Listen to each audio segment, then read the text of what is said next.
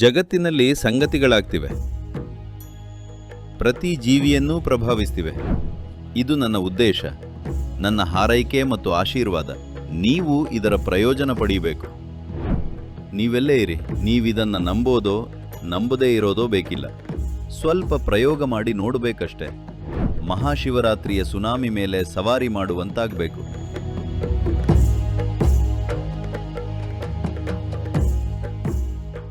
ನಮಸ್ಕಾರ ಸದ್ಗುರು. ನಾನು ನಿಮ್ಮನ್ನ ಯೂಟ್ಯೂಬ್ನಲ್ಲಿ ಒಂದಿಷ್ಟು ಸಮಯದಿಂದ ಫಾಲೋ ಮಾಡ್ತಿದ್ದೀನಿ. ನೀವು ನೀಡ್ತಿರೋ ಆಧ್ಯಾತ್ಮಿಕ ಅಭ್ಯಾಸಗಳನ್ನು ಮಾಡ್ತಿದ್ದೀನಿ. ಆದ್ರೆ ನಾನು ಹಿಂದೂ ಅಲ್ಲದೆ ಇರೋದ್ರಿಂದ ಶಿವನ ಬಗ್ಗೆ ಶ್ರದ್ಧೆ ಇಲ್ಲ. ಹಾಗಿದ್ರೂ ಮಹಾಶಿವರಾತ್ರಿ ನನಗೆ ಪ್ರಸ್ತುತವಾಗುತ್ತಾ?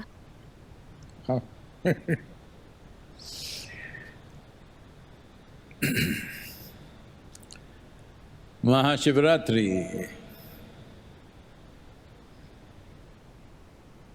ಮಹತ್ವವಾಗಿರೋದು ಗ್ರಹಗಳಲ್ಲುಂಟಾಗೋ ಕೆಲವು ಸ್ಥಿತಿಗಳಿಂದ.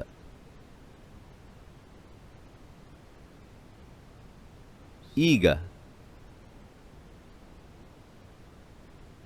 ಮಹಾಶಿವರಾತ್ರಿ ಭೂಮಿ ಮೇಲಿರೋ ಎಲ್ಲ ಜೀವಿಗಳಿಗೂ ಸಹ ಪ್ರಸ್ತುತವೇ. ಎಲ್ಲ ಜೀವಿ ಅಂದಾಗ ನೀವು ಹುಳ, ಕೀಟ, ಪಕ್ಷಿ, ಮರ, ಪ್ರಾಣಿಯಾಗಿದ್ದರೂ ಮುಖ್ಯವಾಗಿ ನೀವು ಮನುಷ್ಯರಾಗಿದ್ದರೆ. ಯಾಕಂದರೆ ನಿಜಕ್ಕೂ ಇದರ ಲಾಭ ಪಡೀಬೇಕಂದ್ರೆ ಲಂಬವಾದ ಬೆನ್ನುಹುರಿ ಇರಬೇಕು. ಅದೃಷ್ಟವಶಾತ್ ನಾವು ಮನುಷ್ಯರು ಮಾತ್ರ ಈ ಸಾಧ್ಯತೆಯನ್ನು ಪಡೆದುಕೊಂಡಿದ್ದೀವಿ. ನಮಗೆ ಬೇಕಾದಾಗ ಬೆನ್ನುಹುರಿನ ಲಂಬವಾಗಿ ಇಟ್ಕೋಬಹುದು. ಯಾರೆಲ್ಲ ಮಲಗಿದೀರೋ ನೀವೆಲ್ಲೇ ಇರಿ, ಅದನ್ನು ನೇರವಾಗಿ ಇಟ್ಕೊಳ್ಳೋ ಸಮಯ ಇದು. ಯಾಕಂದರೆ ಈ ದಿನ ಶಕ್ತಿಯ ಸಹಜ ಉತ್ಕರ್ಷ ಇರುತ್ತೆ. ನೀವು ಯಾವ ರಿಲಿಜಿಯನ್ಗೆ, ಯಾವ ಸಂಸ್ಕೃತಿಗಾದರೂ ಸೇರಿರಿ, ನಿಮಗೆ ಬೆನ್ನುಹುರಿ ಇದ್ದರೆ, ಅದು ಲಂಬವಾಗಿದ್ದರೆ ಅಗಾಧ ಲಾಭ ಪಡೀಬಹುದು.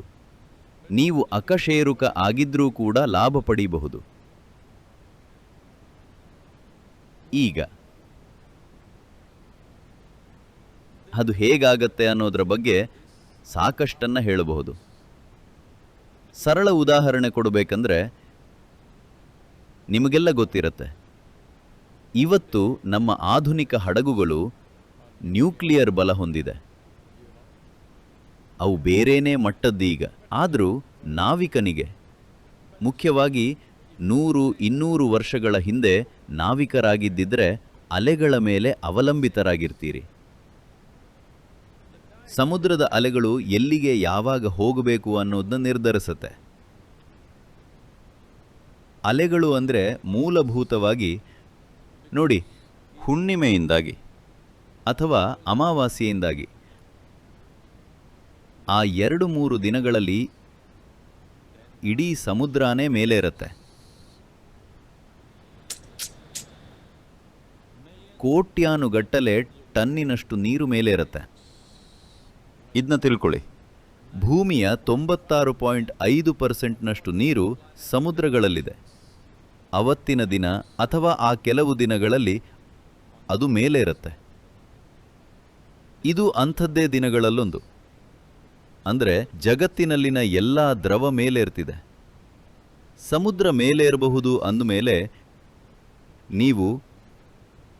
ನೀವೆಲ್ಲಿಯವರೇ ಆಗಿರಿ, ಯಾವ ಸಂಸ್ಕೃತಿಗೆ ಸೇರಿದವರಾಗಿ, ಯಾವ ಥರದ ನಂಬಿಕೆಗಳನ್ನೇ ಇಟ್ಕೊಂಡಿರಿ, ನಿಮ್ಮ ದೇಹದ 2/3 ಭಾಗ ನೀರು. ಸಮುದ್ರ ಮೇಲೆ ಇರಬಹುದು ಅಂದಾಗ ನಿಮ್ಮೊಳಗಿನ ನೀರು ಮೇಲೇರಲ್ಲ ಅನ್ಕೊಂಡಿದ್ದೀರಾ? ಅದು ಸಾಧ್ಯನಾ? ಭಾರತದಲ್ಲಿ ಹುಟ್ಟಿಲ್ಲ ಅಂತ ನಿಮ್ಮೊಳಗೆ ಮೇಲೇರದೇ ಇರತ್ತಾ? ಮೇಲೇರತ್ತೆ, ಹೇಗಿದ್ರೂ ಮೇಲೇರತ್ತೆ. ನೀವು ಪ್ರಜ್ಞಾಪೂರ್ವಕರಾಗಿದ್ದರೆ ಅದನ್ನ ನಿಮ್ಮ ಯೋಗಕ್ಷೇಮಕ್ಕೆ ಬಳಸ್ಕೊಳ್ಬಹುದು. ನೋಡಿ, ವರ್ಷದಲ್ಲಿ ಬರೋ 12-13 ಶಿವರಾತ್ರಿಗಳಲ್ಲಿ ಇದನ್ನ ಮಹಾಶಿವರಾತ್ರಿ ಅಂತಾರೆ. ಮಾಘ ಮಾಸದಲ್ಲಿ ಬರೋ ಇದು ಜೀವ ವ್ಯವಸ್ಥೆ ಮೇಲೆ ಅತ್ಯಧಿಕ ಪ್ರಭಾವ ಬೀರತ್ತೆ. ಭೂಮಿಯ ವಾಲುವಿಕೆಯಿಂದಾಗಿ ಮತ್ತು ಚಂದ್ರನ, ಮುಖ್ಯವಾಗಿ ಸೂರ್ಯನಿಗೆ ಸಂಬಂಧಪಟ್ಟಂತೆ ಭೂಮಿಯ ಸ್ಥಾನ ಎಲ್ಲಿದೆ ಅನ್ನೋದ್ರಿಂದಾಗಿ. ಹಾಗಾಗಿ ಏನನ್ನ ನಂಬ್ತೀರಿ, ನಂಬಲ್ಲ, ಯಾವ ಸಂಸ್ಕೃತಿಗೆ ಸೇರಿದವರು, ಹೇಗೆ ಕಾಣ್ತೀರಿ, ಇವೆಲ್ಲ ಮುಖ್ಯ ಆಗಲ್ಲ. ಜಗತ್ತಲ್ಲಿ ಸಂಗತಿಗಳಾಗ್ತಿವೆ, ಅದು ಎಲ್ಲ ಜೀವಿಗಳನ್ನೂ ಪ್ರಭಾವಿಸ್ತಿದೆ. ಮಹಾಶಿವರಾತ್ರಿನೂ ಅದರಲ್ಲೊಂದು. ಪ್ರತಿ ಜೀವಾನೂ ಪ್ರಭಾವಿಸತ್ತೆ. ಪ್ರಜ್ಞಾಪೂರ್ವಕರಾಗಿರೋರು ಹರ್ಷೋಲ್ಲಾಸಭರಿತ, ಭಾವೋತ್ಕರ್ಷಭರಿತ ಜೀವವಾಗೋಕೆ ಬಳಸ್ಕೋಬಹುದು. ನಿಮಗೆ ಇದು ಗೊತ್ತಿರತ್ತೆ, ಹುಣ್ಣಿಮೆ ಮತ್ತು ಅಮಾವಾಸ್ಯೆ ಎಂದು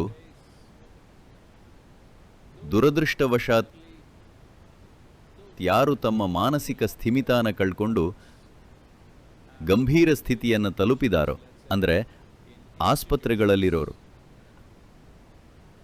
ಅಂಥ ದಿನಗಳಲ್ಲಿ ಆಸ್ಪತ್ರೆಗಳಲ್ಲಿ ಸ್ವಲ್ಪ ಹೆಚ್ಚು ಗಮನ ಕೊಡ್ತಾರೆ. ಯಾಕಂದರೆ ಆ ದಿನಗಳಲ್ಲಿ ಅವರ ಹುಚ್ಚುತನನೂ ಹೆಚ್ಚಾಗತ್ತೆ. ಯಾಕಂದರೆ ಇದು ಹುಚ್ಚುತನ ಅಥವಾ ಧ್ಯಾನಸ್ಥ ಸ್ಥಿತಿಯ ಬಗ್ಗೆ ಅಲ್ಲ, ಇದು ಬರೀ ಒಂದು ಉತ್ಕರ್ಷ. ಯಾವಾಗ ಉತ್ಕರ್ಷ ಇರುತ್ತೋ, ದೊಡ್ಡ ಅಲೆ ಇದ್ದಾಗ ಅದರ ಮೇಲೆ ಸವಾರಿ ಮಾಡೋದು ಗೊತ್ತಿದ್ರೆ ಅದು ಸಂತಸಮಯವಾಗತ್ತೆ. ಅದರ ಮೇಲೆ ಸವಾರಿ ಮಾಡೋದು ಗೊತ್ತಿಲ್ಲದಿದ್ರೆ ಅದೇ ಅಲೆಯ ಅಡಿಯಲ್ಲಿ ಮುಳುಗಿ ಹೋಗ್ತೀರಿ. ಅಲೆ ಮೇಲೆ ಸವಾರಿ ಮಾಡೋದ್ರಲ್ಲಿ ಪರಿಣಿತನಾದವನು ಕನಸು ಕಾಣೋದು ಸುನಾಮಿಗೆ, ಅದರ ಮೇಲೆ ಸವಾರಿ ಮಾಡೋದು.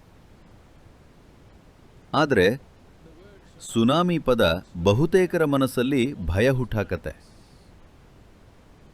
ಈಗ ಇದು ಹಾಗೇನೆ, ನಿಮ್ಮೊಳಗೆ ಒಂದು ಸಣ್ಣ ಸುನಾಮಿ ಇದೆ. ಇದು ನನ್ನ ಉದ್ದೇಶ, ನನ್ನ ಹಾರೈಕೆ ಮತ್ತು ಆಶೀರ್ವಾದ. ನೀವಿದ್ರ ಮೇಲೆ ಸವಾರಿ ಮಾಡಬೇಕು, ನಿಮ್ಮನ್ನ ಯೋಗಕ್ಷೇಮದೆಡೆಗೆ ಕೊಂಡೊಯ್ಯಬೇಕು.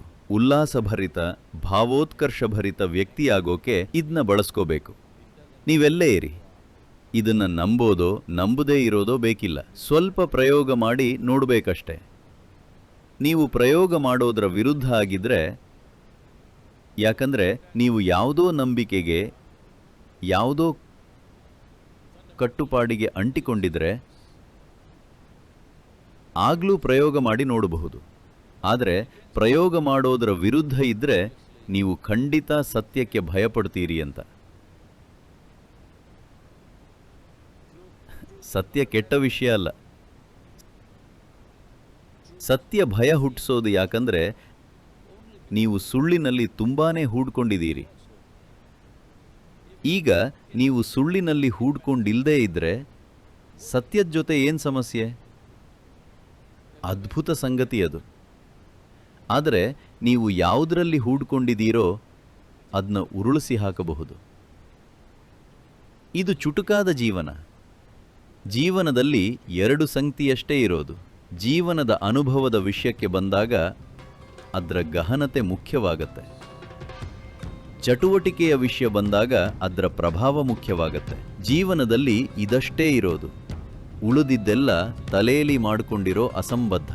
ಸಂಪತ್ತು, ಖ್ಯಾತಿ, ಅದು ಇದು ಎಲ್ಲ ನಿಮ್ಮ ತಲೆಯಲ್ಲಿ ಇರೋದು ಇವೆರಡಷ್ಟೇ: ಅನುಭವದ ಗಹನತೆ, ಕಾರ್ಯದ ಪರಿಣಾಮ. ಜೀವನದಲ್ಲಿ ಮುಖ್ಯವಾಗೋದು ಇವಷ್ಟೇ.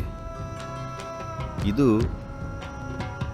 ಬೇಕಂದ್ರೆ, ಜೀವನನ ಈ ರೀತಿ ರೂಪಿಸ್ಕೋಬೇಕಂದ್ರೆ ನಿಮ್ಮ ಜೀವನದ ಗಹನತೆ ಮತ್ತು ಕಾರ್ಯದ ಪ್ರಭಾವ ನೀವು ನಿರ್ಧರಿಸಬೇಕಂದ್ರೆ